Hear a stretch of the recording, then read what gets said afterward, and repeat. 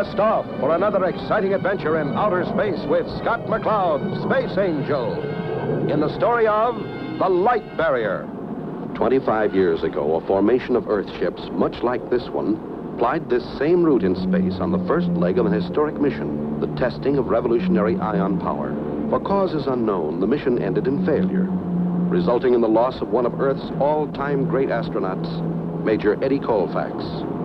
Now, a quarter of a century later, a new mission aims for the old objective, the testing of ion power, a crack at the Light Berrier.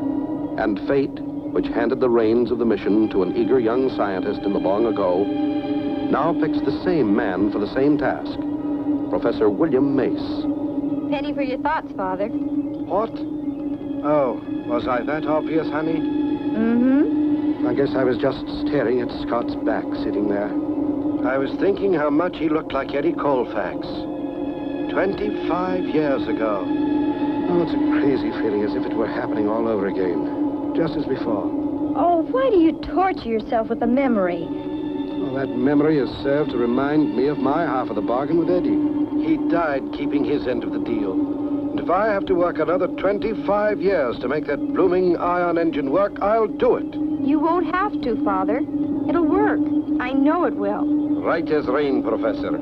You'll break the Light Berrier with it. It'll revolutionize space travel. You'll be famous. Why, you... Sure. Do you think I give a hang for any of that? All I want is for the darn thing to work. Then maybe I'll know there's a reason for Eddie's going. Skipper, atmosphere coming up fast. Right, Taurus. Strap in, gang. Starduster to Jupiter Control. Coming in with 3 chicks on Earth-Jupiter space lane. Please advise landing procedure. Roger, Starduster. Activate automatic landing code 57 in 10 space units. Jupiter out. Wilco, Jupiter. Hello, chicks. This is Mother Hen. Ready switchover to landing code 57. Jupiter orbital approach guidance control. Ready switchover. 3, 2, 1. Now.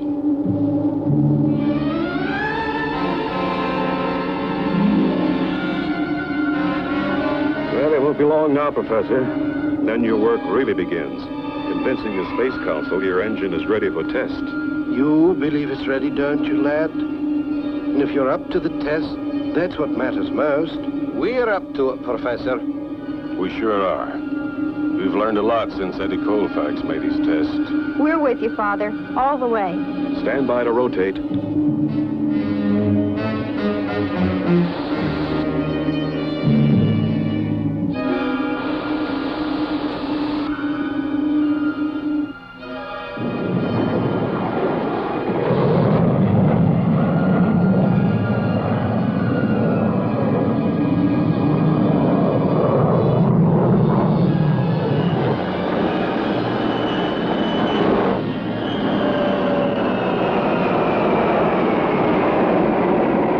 25 years ago, the testing of scientific devices was carried on by planets individually, but certain devices were utilized by some for purposes of war and destruction.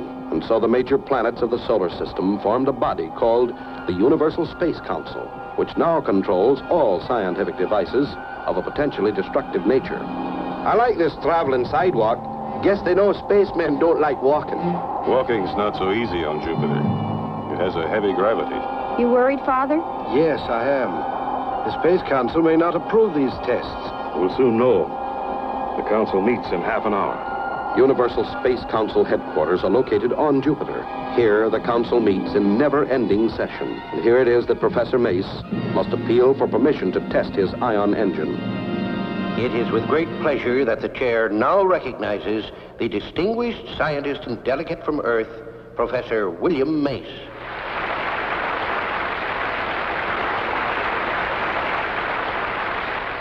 The Saturn delegation is obviously opposed to Professor Mace's test. Scott, what's wrong? Brace yourself, Chris. For hours, Professor Mace lectures the Council on the merit of his revolutionary ion engine. Each molecule of propellant is electrically charged, ionized. This is done by passing the propellant over heated metal grids. Then it's possible to accelerate the charged ions to extremely high velocities through these nozzles by means of the electric field. The performance curves in all ranges of harness tests indicates values of specific impulse exceeding 30,000 seconds. Mr. Chairman. The chair recognizes the delegate from Saturn. Mr. Chairman, I move that the Council reject Professor Mace's request for permission to conduct ion propulsion tests. For reason that the projected tests lack certain safety precautions, and if successful, could result in a potentially destructive device. I second the motion. Scott, this will kill Father. It isn't fair. The motion has been made and seconded. Mr. Chairman, I am Professor Mace's daughter, sir. On Earth, we have a game called baseball. That ball in the hands of a bad pitcher is also a potentially destructive device. My father worked hard on his engine for 25 years, and I'd hate like the dickens to think it wasn't safe because I'm one of the test crew.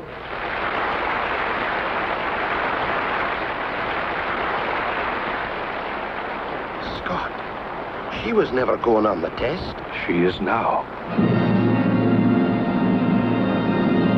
Well, Chris, I think you turned the trick. That should be Father now. How'd we do, sir? We did it. Here's our authorization to proceed with Project Ion Engine. Oh, wonderful. Great. What did they do? Supreme Council said okay to the whole shooting match. Okayed the test plan, the crew. Even agreed to pick up the tab when Earth gets around to making him a bill. Then we're ready to roll. Only one condition. Council wants us to use complex score for a launching station. That's way out in Pluto's orbit. Guess they don't want us near any of the inhabited planets. Just in case anything goes wrong. I'm so happy for you, Father. We've got our chance, and we must not fail. Don't worry, Father. This time it will work. It has to, Chris. It has to. Prepare our ships for blastoff. Clear the area for blastoff. Ready, 1 and 2.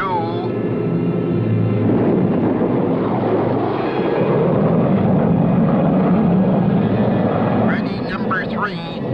Blast off.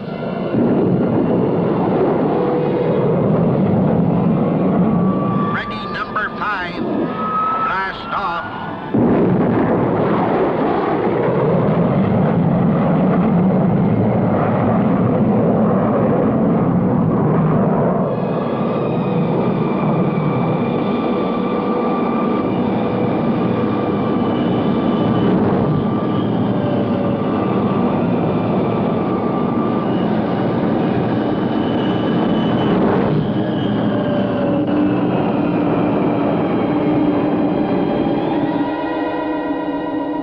Starduster to complex score. We're approaching you on Jupiter space lane. Roger, Starduster. We're tracking your group. You're now on target. Roger, score. Starduster out.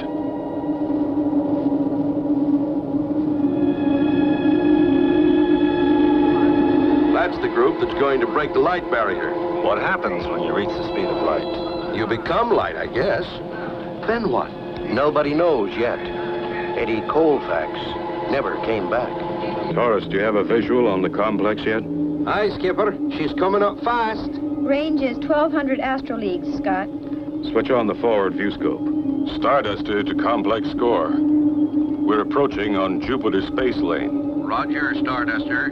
Been expecting you. Switch to automatic landing control. Channel 2-3. Roger, control. You get that, chicks? Roger, Starduster. Switching to remote control channel 2-3. There she is. It won't be long now, Father. There's a lot of work to do yet, honey. Stand by for tube landing.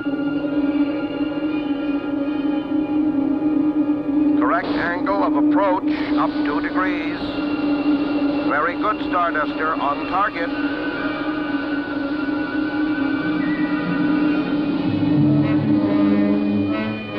We've landed your freighters in tubes 3, 4, and 5. Tube 1 is set up for assembly.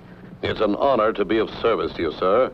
My crew, as well as myself, is at your disposal. Thank you, Commander.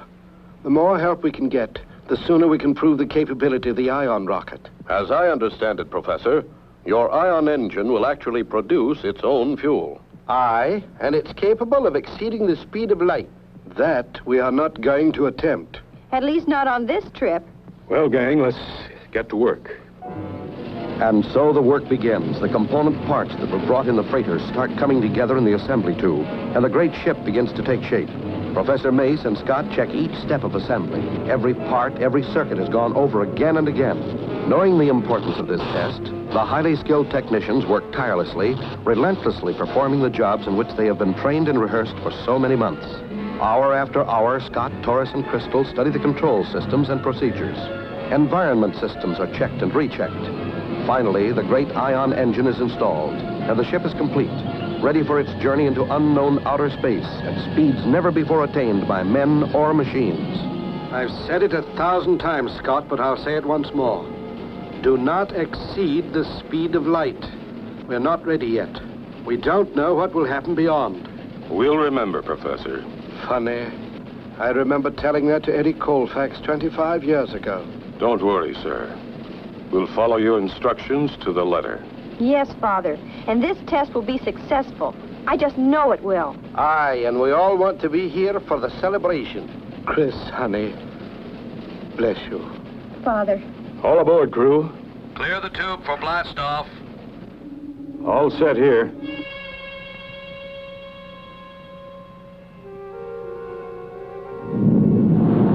Reactors go. Umbilical, go. Cabin pressure, go. Tube doors open. Ready and counting. 10, 9, 8, 7, 6. Trajectory angle, go. 5, 4, 3, 2, 1, 0.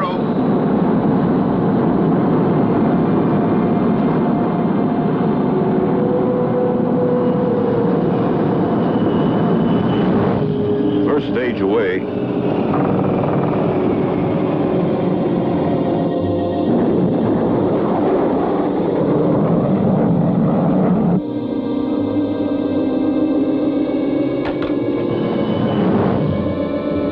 Jettison the ion shielding.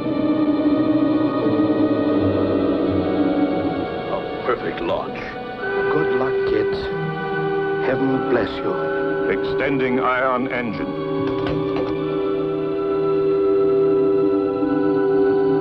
Engine temperature and speed reading. Speed, 0.3 and rising. Engine temperature, 2,700 and rising. More power, Taurus. Speed, 0.5 and rising. What do you read, Taurus? Ion generator is operative. You have power. Acceleration is steady. Okay. Cutting in ion power. Hang on.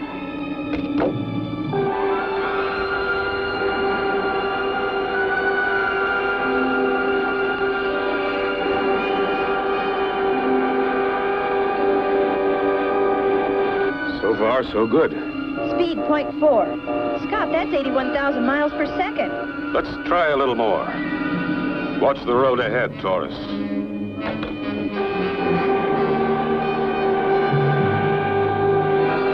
Speed, 0.5. 5 and rising fast. Scott, what happens if we have to turn? At this speed, we can't turn. Meteorite collision course. What the? What happened? We hit it. I swear we hit it. We didn't just hit it. We vaporized it. Check instruments for any sign of damage. All go here. Same here. No damage to the outer hull. It didn't touch us. Our leading force wave powdered it. Just the same, I wish you'd watch where you're going. If it'd been much bigger, it would have powdered us. I saw it coming about 20,000 miles off. That would give you about a half a second to get out of the way. You're just getting slow. Advancing to 3/4 power.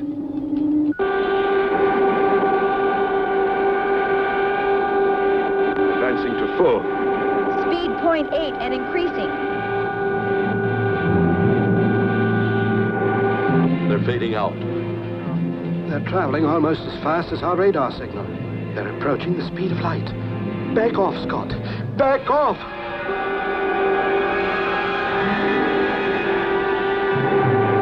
0.9 and rising. Scott, back off. We're reaching the speed of light. Roger. Power off. Our momentum is carrying us. Hold on. No telling.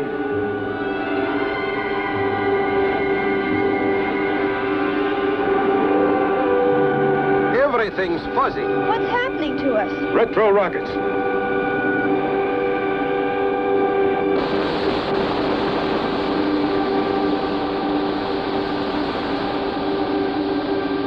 Oh, what an experience. We actually reached the speed of light. That's what I'd call a successful test. Professor Mace will be mighty proud. I can't wait to see Dad's face. We'll slow to 10,000 MPS before turning. Scott, hold your course. I've got a fix on something. I think it's a spacecraft. I'll retract the crab net. Reverse your G-seats. We'll be braking fast.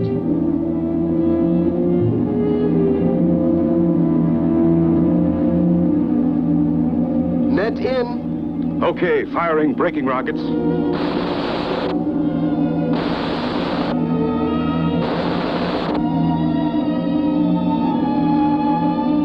Scott, it is another ship. There's never been a ship out this far before, from our galaxy. Except one. Eddie Colfax made the first test run in this area. Firing retro rockets.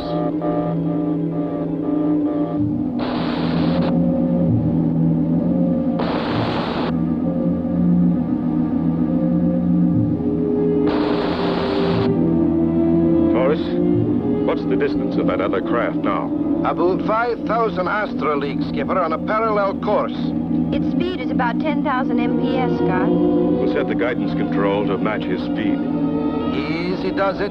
Coming up fast on port side. The design looks familiar, Skipper.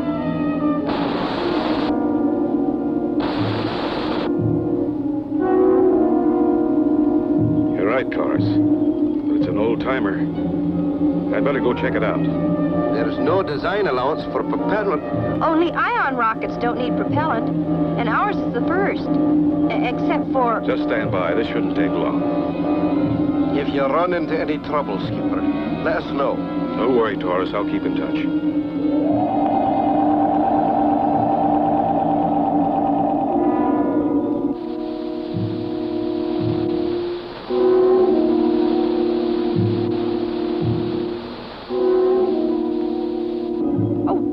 Do you suppose there's anyone inside? I don't know, lass, but we'll soon find out. Oh, no, it can't be.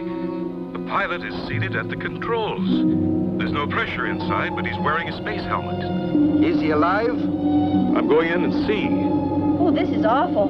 He must have been out there a long time. Emergency door open. I'm going in now. Is he? He's alive. I'm bringing him out.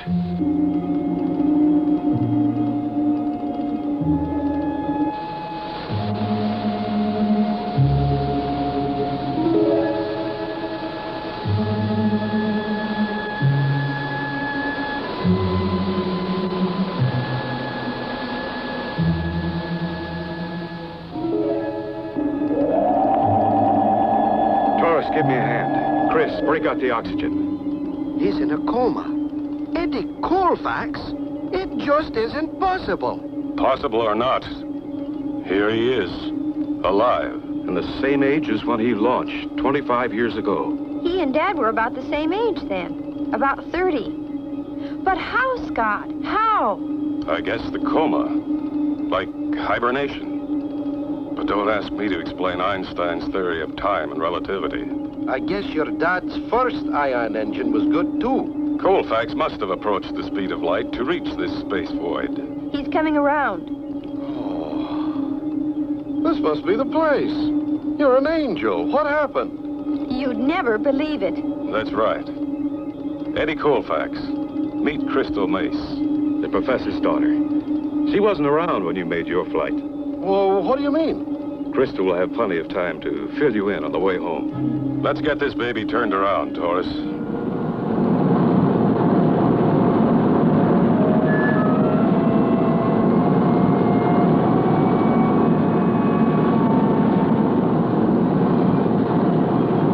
Professor, we've got them. They're coming back. thank heavens they're safe. Let's get down to the tube and meet them.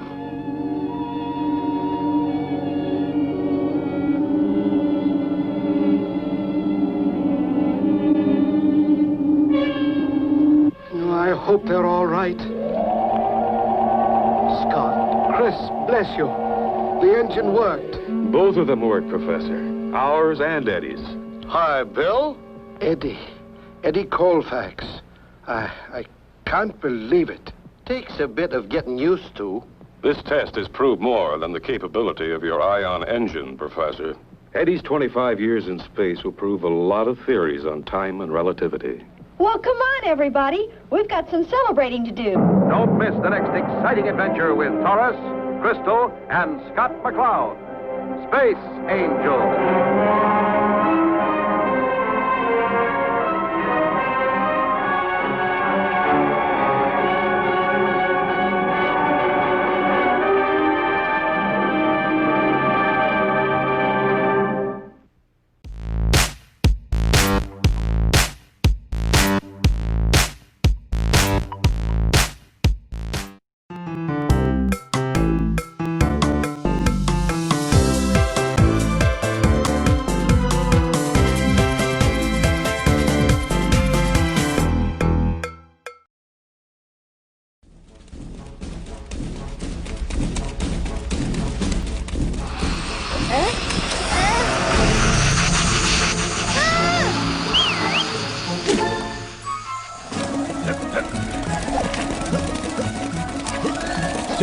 Hit!